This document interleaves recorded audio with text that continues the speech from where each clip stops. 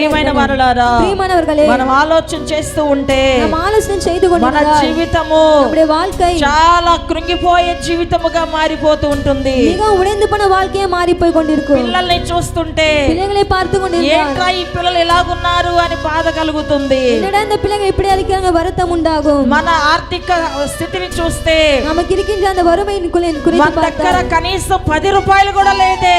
10 రూపాయలకి నేను ఏం చేయగలను, 10 రూపాయకి నేను என்ன செய்ய முடியும் అని ఆలోచన కలుగుతుంది. இந்த ఆలోచనే ఉండాகும். అయితే దేవుని యొక్క పరిశుద్ధ సన్నిధానములో, దేవుడే పరిశుద్ధ సముఖతిలో, శోధన సమయములో, వేదన సమయములో నీవు శోధని చూస్తూ ఉంటే కృంగిపోతావు. ఈ శోధனை பார்த்துக்கொண்டே உடைந்து போவாய். నీవు బాధను చూస్తే భయపడిపోతావు. நீ அந்த கலக்கத்தை பார்த்து பயப்பட்டு கொண்டிருப்பாய். దేవుని చూస్తే ధైర్యపడతావు. దేవుని பார்த்தால் நீ தைரியமா இருப்பாய். దేవుని వైపు చూచి దేవుని నోకి பார்த்து దేవుడే నాకు సహాయము, దేవుడే నాకు ఉదవి செய்கிறவர், ఆయనే నాకు సహాయం చేయగలిగిన వాడని, அவரே எனக்கு உதவி செய்கிறவர், ఆయనను బట్టి మనము ప్రభువుని స్తుతించాలి. நாம் ஆண்டவரை துதிக்க வேண்டும்.